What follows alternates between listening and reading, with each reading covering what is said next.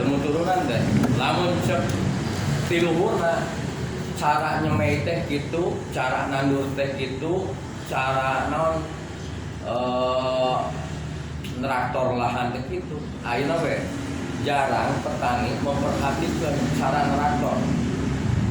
Karena itu traktor mah penting borongan kok.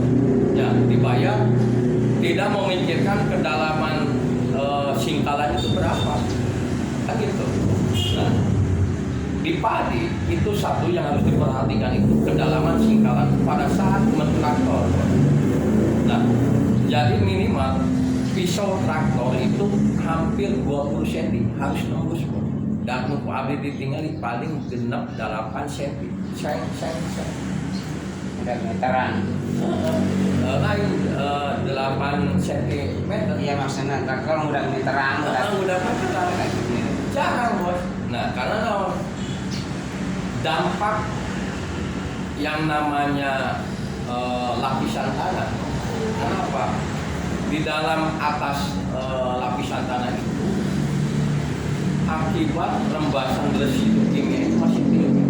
Nah terus pengolahan lahan tidak menjadi subur. Nah sedangkan bakteri aerob dan azobakter itu berada di posisi kedalaman 30 cm.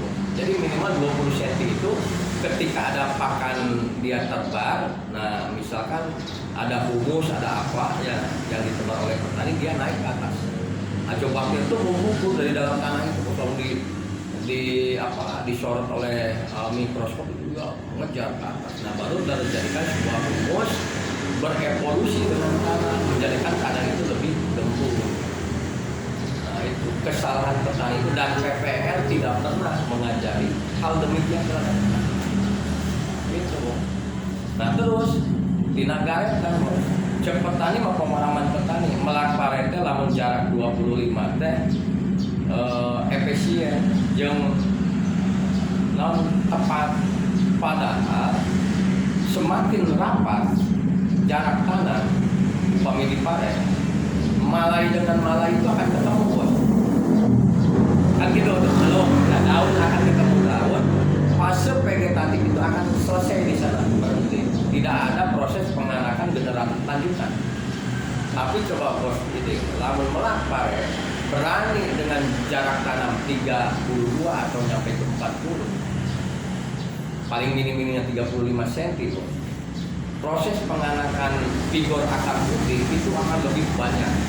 Nanti dampaknya itu peningkatan prioritas produksi pangan bos. Panen itu melimpah.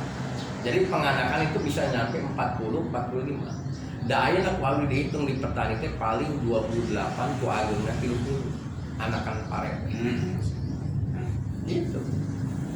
Nah, jadi pemahaman dia anu tidak disadari oleh petani. Jadi monoton, tidak mau berubah. Nah, kedua, lihat proses misalkan lamun ayeuna keluar permalai padi, permalai padi teh lamun totalitas 156 dijamin itu hasil padi itu minim, tapi satu malai kita mencapai 240 atau bisa sampai 360 biji. Abi yakin per skala 1 hektar per hektar itu akan mendapatkan 11 ton ataupun minim-minimnya itu 10. Gitu. Nah kajian Abi melaksanakan gitu. Jadi wawasan di petani itu sekarang itu minim karena evaluasi para pelaku dan pemikir seperti yang di bidangnya PPL itu jangan turun ada. PPL mah hanya naon datang ayati POPT datang ke kantor nawarkan Pak bantu abdi masakan obat ke petani PPL ke petani kumpul petani ieu aya obat gitu nomor wahid sok semprotkeun tah walang keke walang sangit walang naon lah mampus tuh dia kan iklan jualan karena mereka punya bergaining ibaratnya presentasi dengan perusahaan obat. Nah, sampai stres tak petani gus merek seberapa ribu merek di petani ada sponsornya ya akhirnya apa? Pembodohan terhadap petani urang. Makanya kunaon abdi pernah bikin di majalah petani menangis di negeri agraris. Kan ironis, petani urang itu adalah ibaratnya di Jepang itu petani itu paling tinggi kapasitas peningkatan hasil ekonomi. Di Indonesia batik daki baik yang ibaratnya tenor capek. Nah, berarti di sini di kita itu ada sistem pertanian yang salah. Itu karena apa? Kapitalis di sektor pertanian ini banyak yang berperan. Makanya salah satu peningkatan prioritas pangan untuk Indonesia itu satu, bubarkan produsen-produsen yang membuat benih yang sifatnya hibrid. Harus kembali terhadap produksi yang namanya komposit. Kalau komposit itu bisa dibudidayakan kembali. Jadi melak aina ya Pak. Nah, pemelakan itu bisa dilakukan. Karena aina kayak hibrid. Warga bisa dilakukan Bisa dilakukan. Nah itu akhirnya apa? Kapasitas analisa usaha petani terus membengkak. jadi bibit anggur kudu meuli jadinya.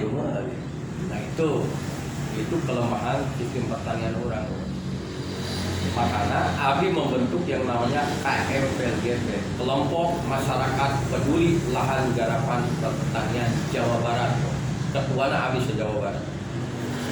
Kenapa Abdi membentuk itu? Kenapa? Untuk memintarkan petani pintar. Jadi ayo kita tanpa bantuan pemerintah, tanpa bantuan siapapun, kita berdikari sendiri, mencari kriteria sendiri dan mandiri di atas kaki sendiri. Biarkan pemerintah yang butuh kita. Kalau kita ngendor ke pemerintah yang selalu membuat kebijakan program. Tapi kita buktikan dengan sistem mekanisme kita di lapangan, teknik budidaya ataupun seperti apa, mereka akan melakukan terhadap kita. Nah nanti kita memegang kebijakan program. Gitu bos.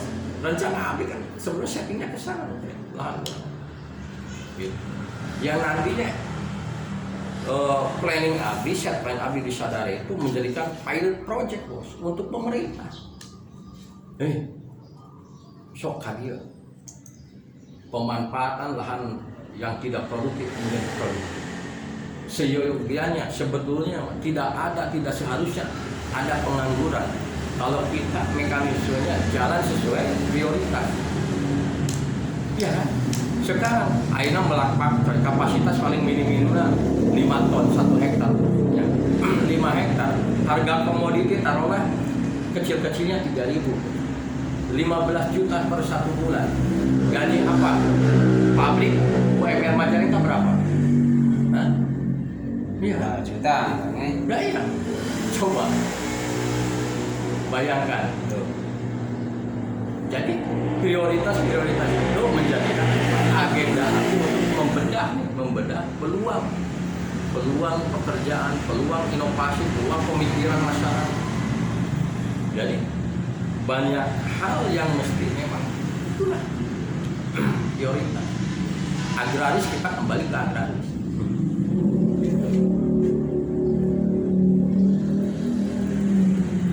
Jadi infiltrasinya kita itu bos nantinya kita menjadikan apa?